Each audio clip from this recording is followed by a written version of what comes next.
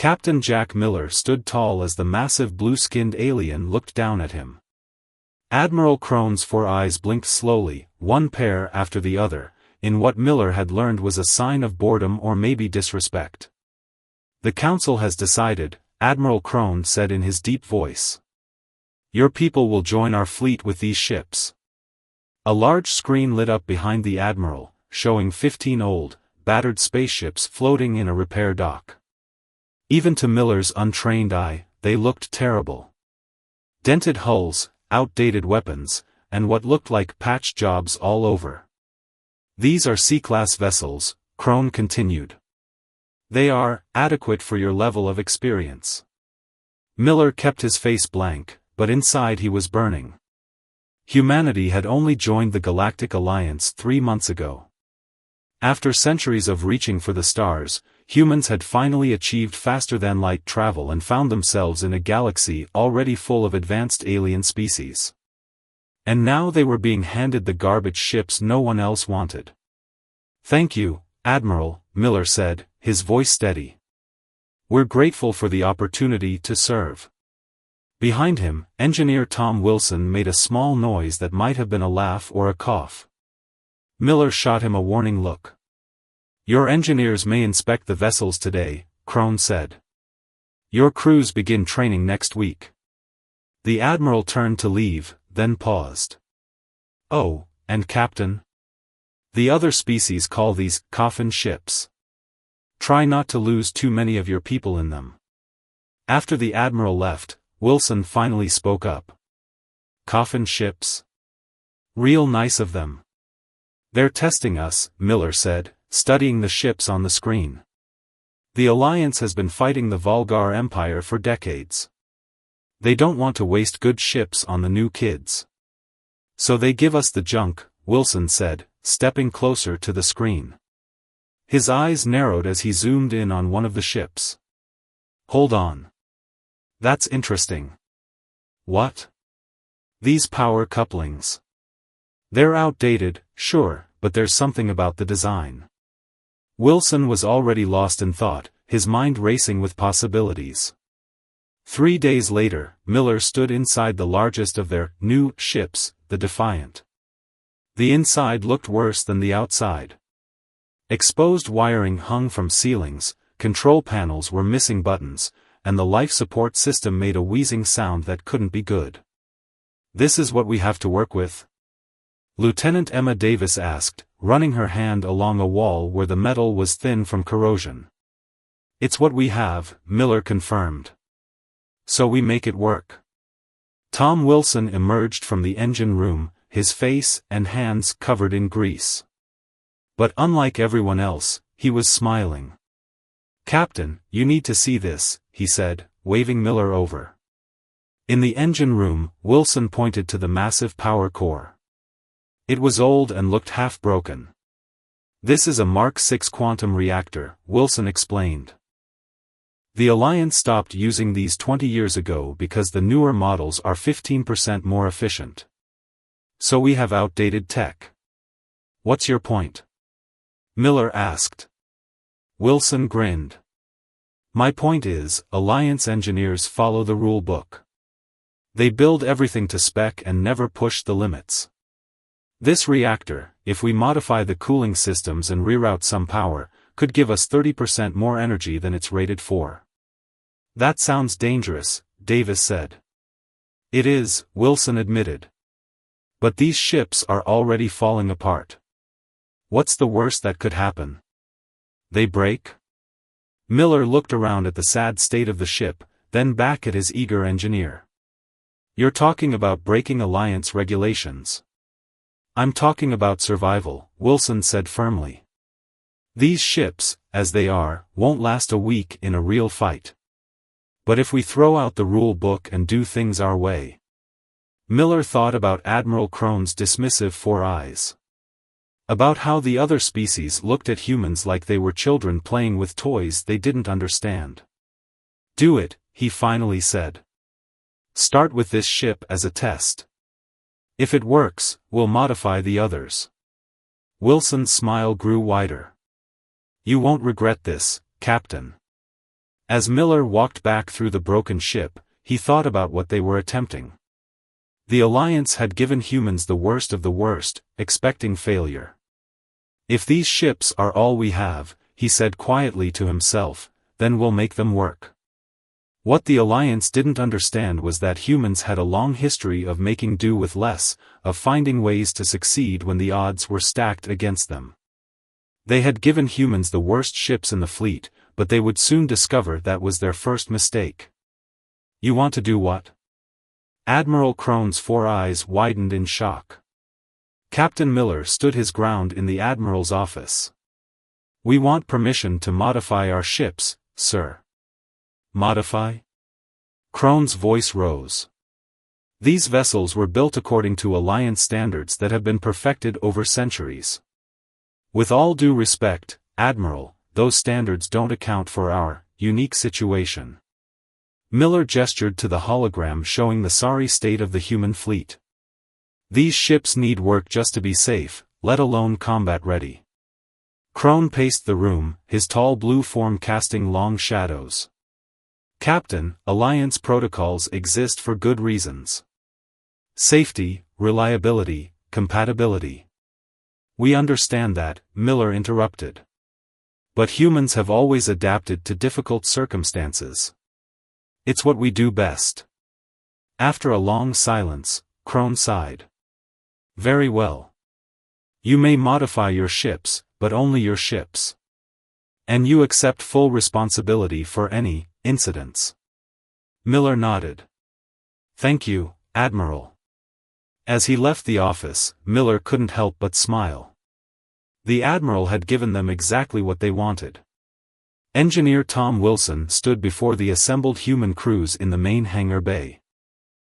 Behind him, displayed on a large screen, were detailed schematics of their ships. The C-class vessels have been called death traps, Wilson began, but I see opportunity. We're going to break every rule in the Alliance engineering manual, and we're going to make these ships sing.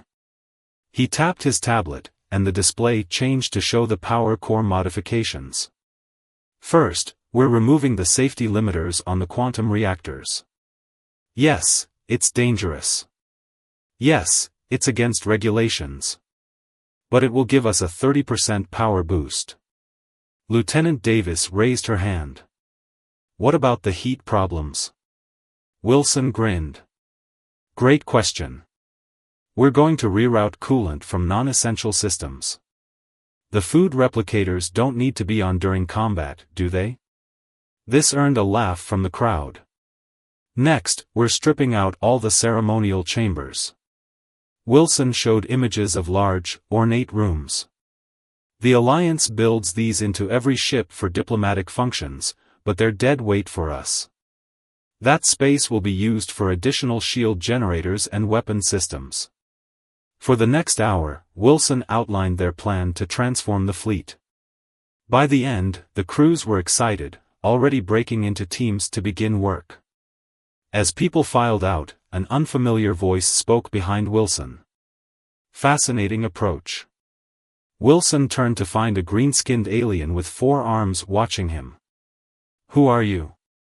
I am Grell, 3rd engineer on the Alliance cruiser Starlight. The alien's large eyes blinked slowly.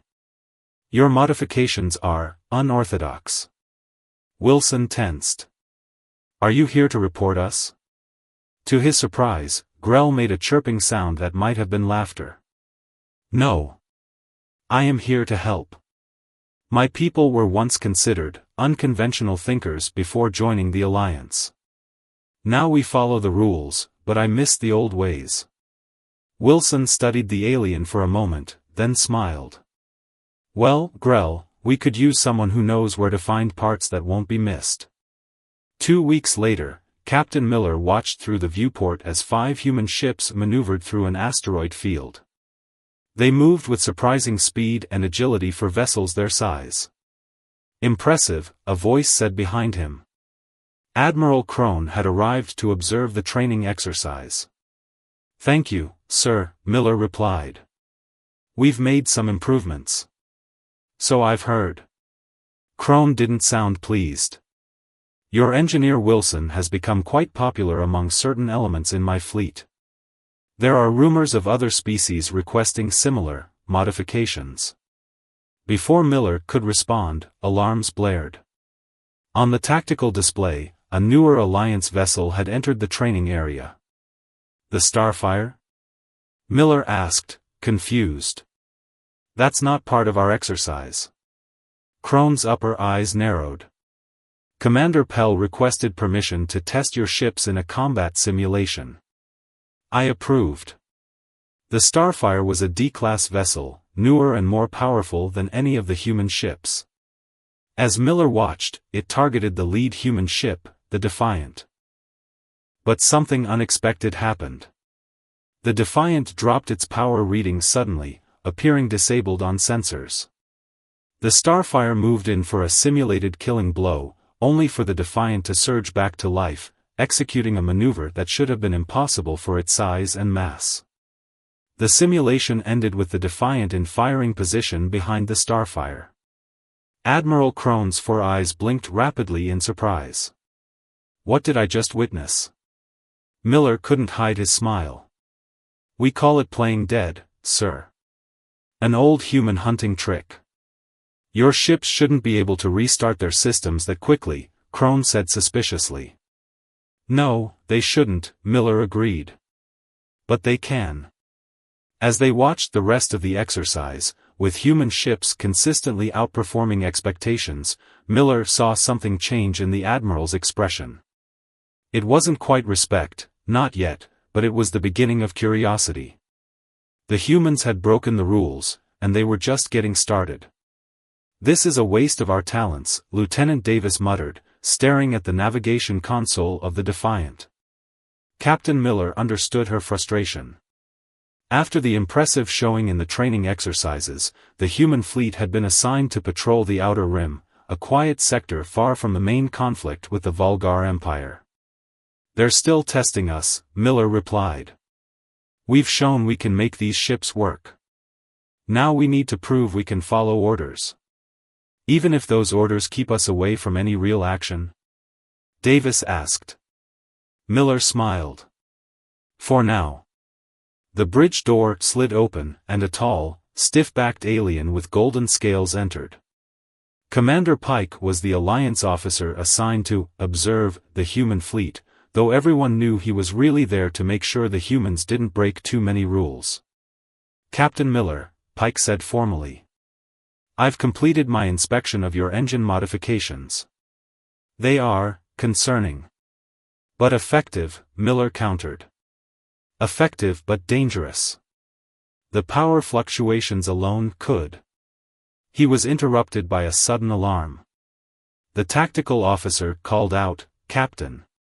3 ships just dropped out of hyperspace. They're not responding to identification requests. Miller was instantly alert. On screen. The main display showed 3 sleek, predatory-looking vessels with sharp angles and blood-red hulls. Commander Pike's scales paled. Vulgar scouts. Vulgar? This far from the front? Miller was surprised. The enemy ships were supposed to be contained in the Cygnus sector, nearly 20 light-years away. It must be an advance reconnaissance, Pike said, his voice tight. We need to retreat and alert the main fleet. Miller glanced at his tactical officer. Time to reach the nearest Alliance outpost. At least 2 hours, sir. Pike was already reaching for the communication panel. We must call for reinforcements. By the time they arrive, the Vulgar scouts will be gone, Miller said, studying the enemy ships. And we'll have lost the chance to find out what they're doing here. Your orders are to patrol, not engage. Pike protested. Miller turned to his communications officer. Contact the Valiant and the Intrepid. Tell them to follow my lead. He could feel Pike's disapproval, but the Alliance officer didn't try to override his command. Despite his observer status, Pike understood chain of command. Miller was captain of this ship. What's your plan? Pike finally asked. Miller smiled grimly. We're going to play dead. Captain Drek of the Vulgar scout ship Claw watched the 3 human vessels with contempt. His intelligence briefings had mentioned the newest Alliance species, but he hadn't expected to encounter them here, so far from the front lines. Pathetic, he growled, noting the obvious patch jobs and outdated designs of the human ships. The Alliance insults us by sending such weak vessels. His tactical officer nodded in agreement. They appear to be experiencing power fluctuations, Captain. Their shields are unstable. Drek's yellow eyes narrowed. Prepare weapons. Let's send a message to the Alliance about how we treat their new pets. The Vulgar ships accelerated toward the human vessels, which seemed to be struggling to maintain formation.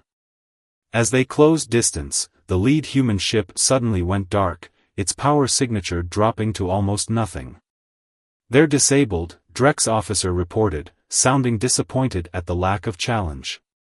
Target the other 2, Drek ordered. But as the Vulgar ships adjusted their course, something unexpected happened. The supposedly disabled human ship suddenly flared back to life, its engines burning brighter than should have been possible for a vessel its size. It executed a tight turn that would have torn a standard ship apart and ended up behind the leftmost Vulgar scout. Impossible. Drek snarled as the human ship opened fire. On the bridge of the Defiant, Miller watched as their modified weapons struck the Vulgar ship's engines. The enemy vessel spun out of control, its power core destabilizing. "One down," Miller announced. "Davis, bring us around for the second target." The lieutenant grinned as she pushed the ship through another impossible maneuver.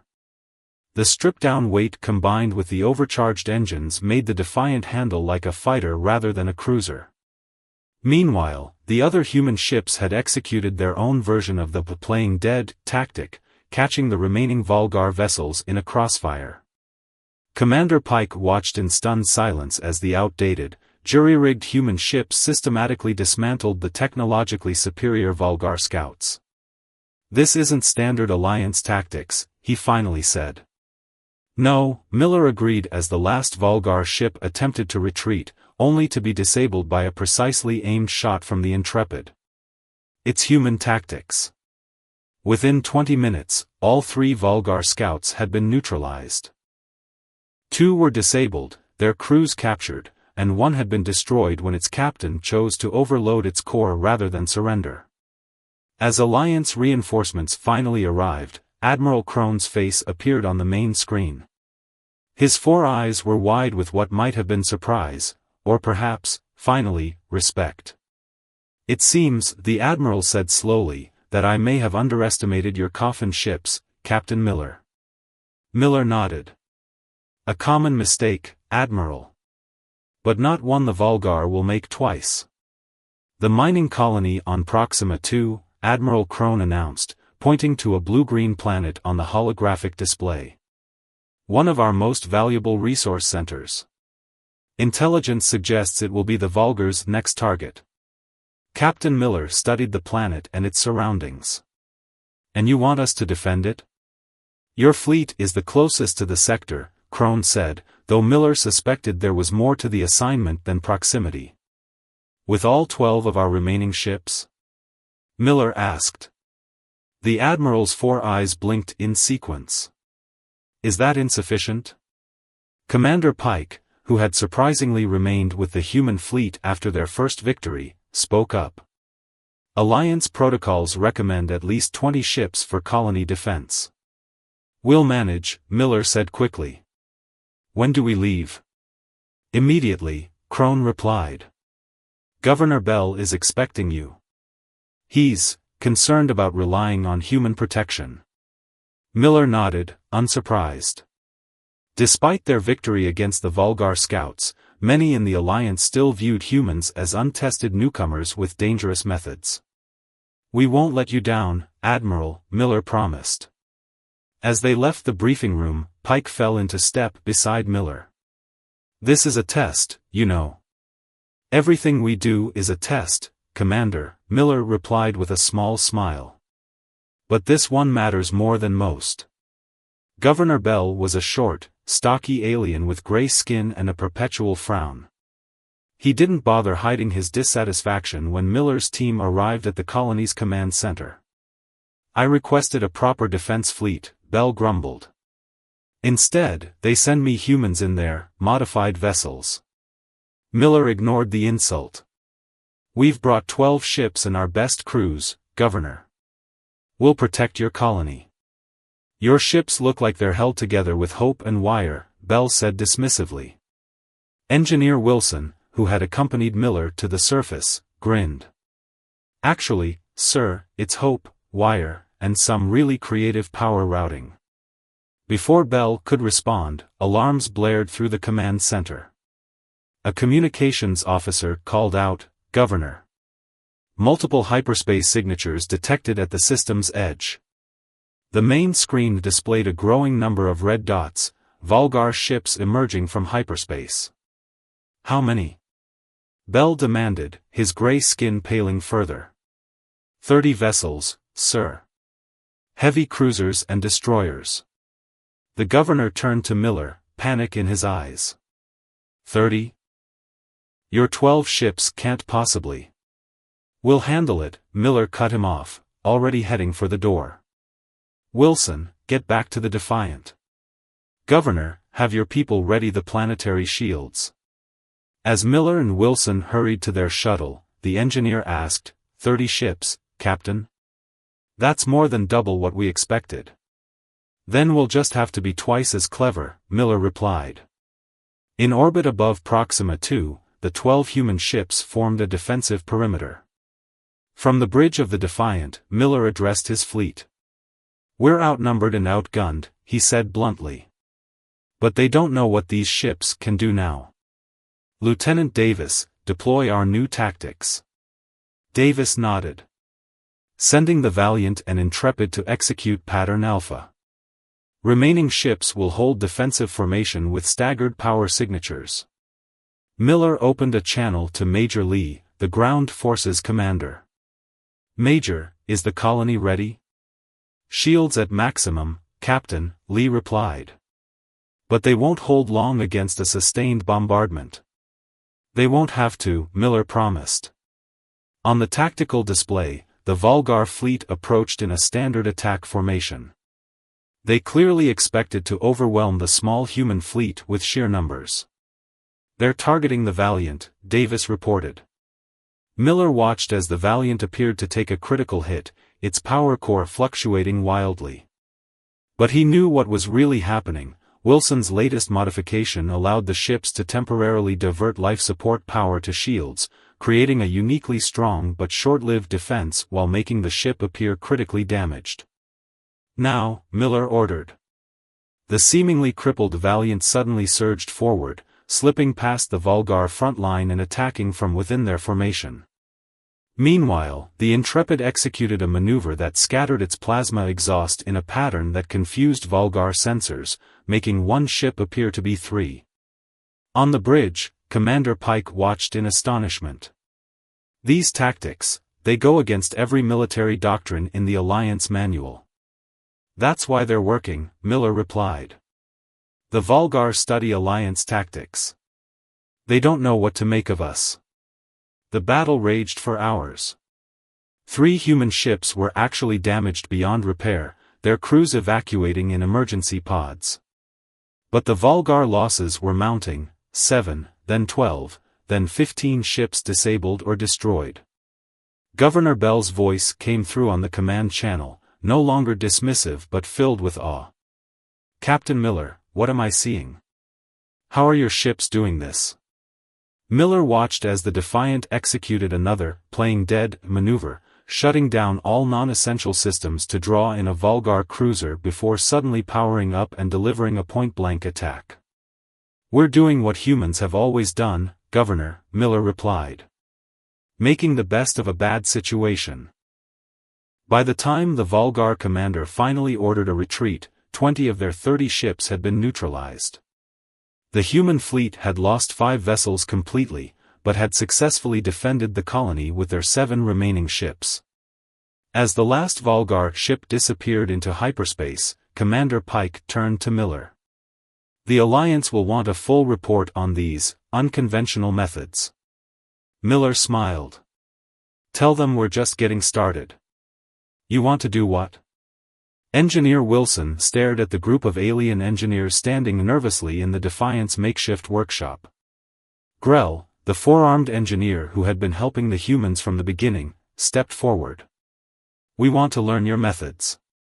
After what happened at Proxima 2, many of us believe the Alliance has been too rigid in its thinking. Wilson glanced at Captain Miller, who nodded his approval. The news of the humans' unlikely victory had spread throughout the Alliance fleet. What had once been mockingly called coffin ships were now being referred to with something like respect. All right, Wilson said, gesturing to the disassembled engine parts spread across the workshop.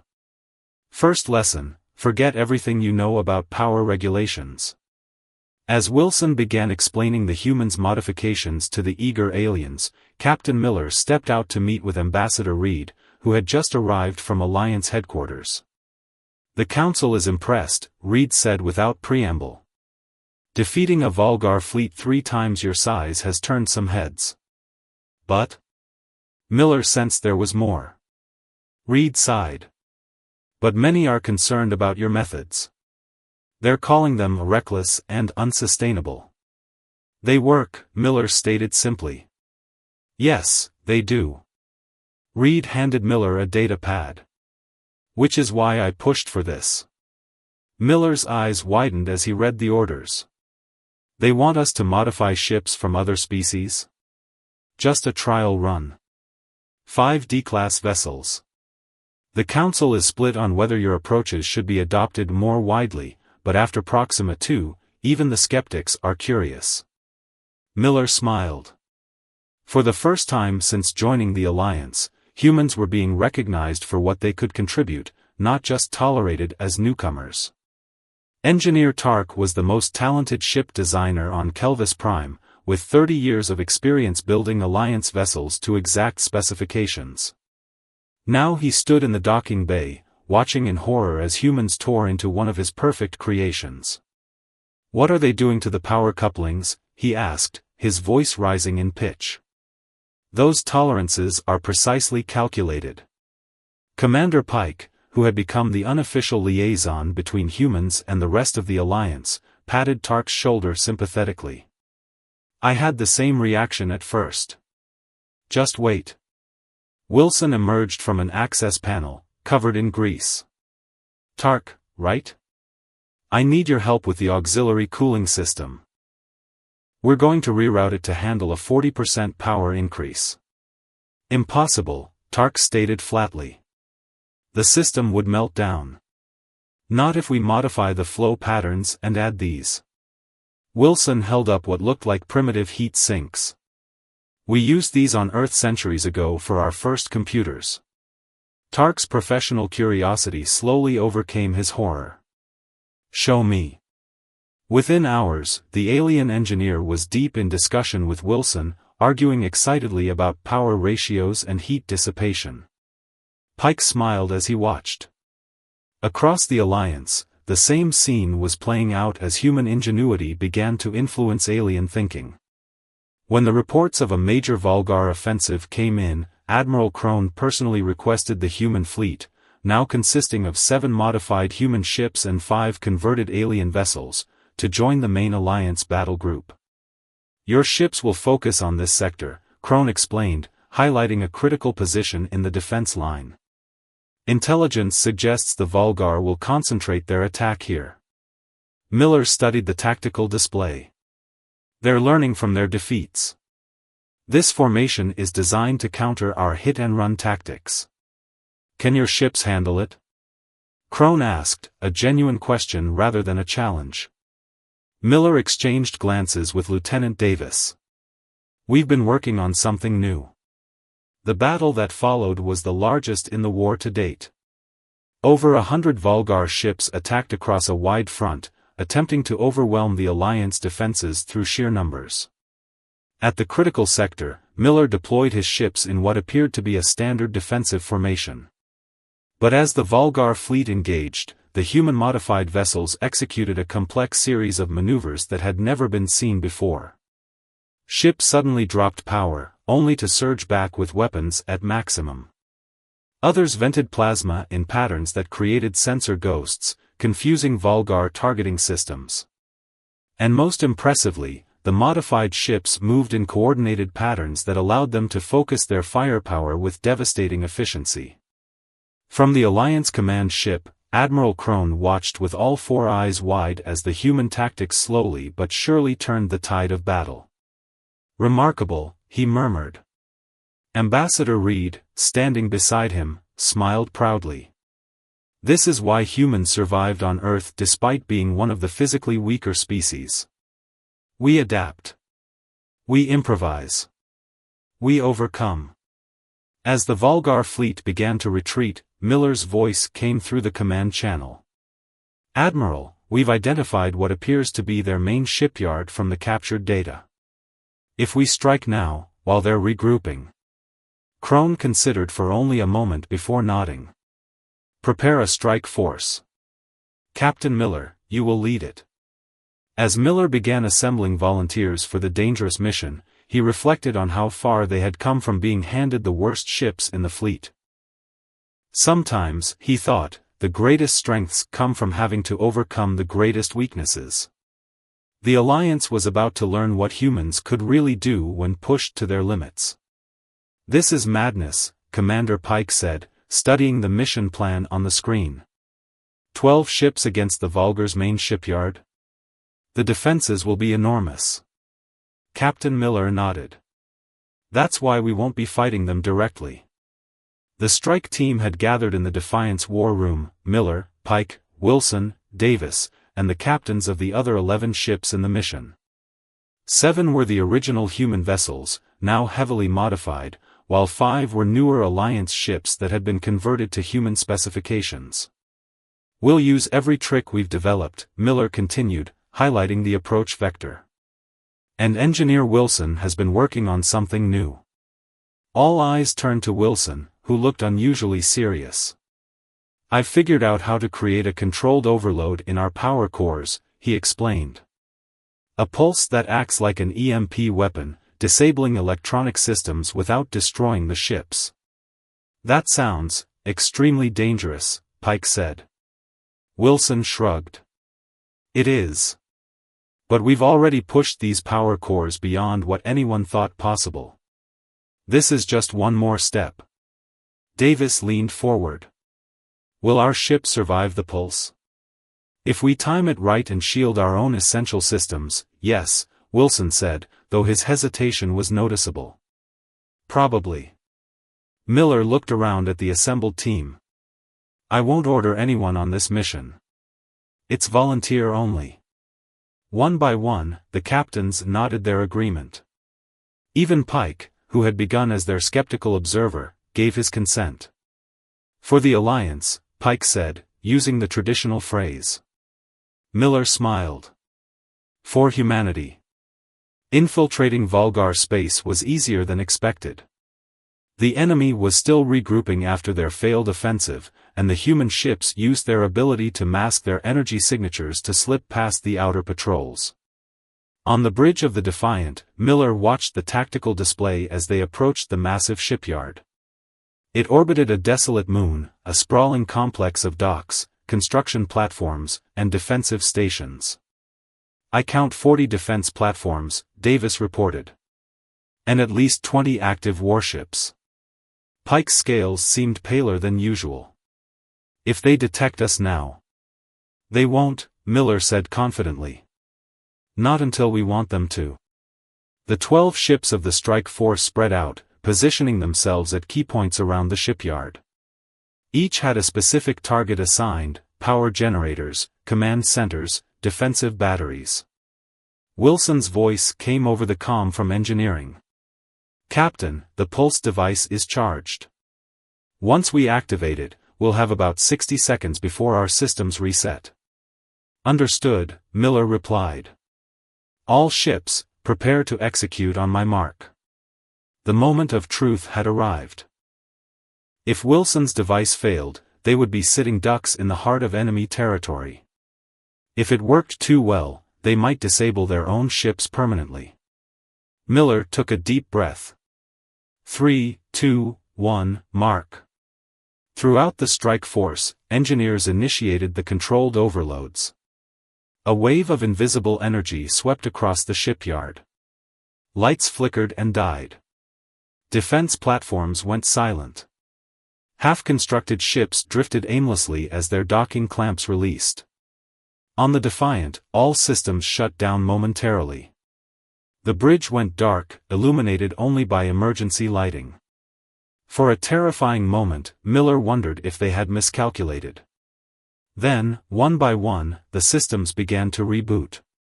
63 seconds, Wilson reported proudly from engineering. 3 seconds better than predicted. As the Alliance ships regained power, they immediately began their attack runs on the designated targets. The Volgar ships and stations, still disabled by the pulse, were defenseless. From his command post on the far side of the shipyard, General Mord of the Volgar Imperial Fleet watched in helpless rage as the impossible happened.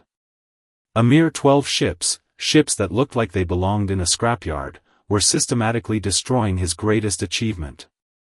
How, he demanded of his officers. How are they doing this? None could answer as the humans and their allies completed their devastating attack and disappeared back into the darkness of space. 1 month later, Captain Miller stood in the Great Hall of the Alliance Council. Admiral Crone stepped forward, his 4 eyes showing genuine respect. Captain Jack Miller, the Admiral announced formally, the Council has recognized the extraordinary contribution of humanity to our war effort. The Volgar Empire has opened peace negotiations following the destruction of their main shipyard. Miller accepted the Alliance Medal of Honor, the highest decoration they could bestow on a non-founding species. Furthermore, Crone continued, the Council has approved the establishment of a new division within our fleet, the Unconventional Warfare Division, to be headed by Engineer Tom Wilson. Wilson beamed with pride as he stepped forward to receive his own commendation. As the ceremony concluded, Counselor Venn, who had championed the human cause in the peace negotiations, approached Miller privately. An interesting thing happened today, Venn said. A new species has joined our alliance. They were assigned some older vessels to begin their service. Miller raised an eyebrow. Let me guess. C-class ships? Venn's face creased in what passed for a smile among his species. Indeed. What do you think they'll make of them? Miller looked across the hall where Wilson was already deep in conversation with engineers from various species, gesturing excitedly as he explained some new modification. That, Miller said with a smile, will depend entirely on what they're made of themselves. The worst ships in the fleet had become the salvation of the Alliance. And humanity had proven that sometimes, the greatest advantage comes not from having the best tools, but from having the imagination to see what those tools could become.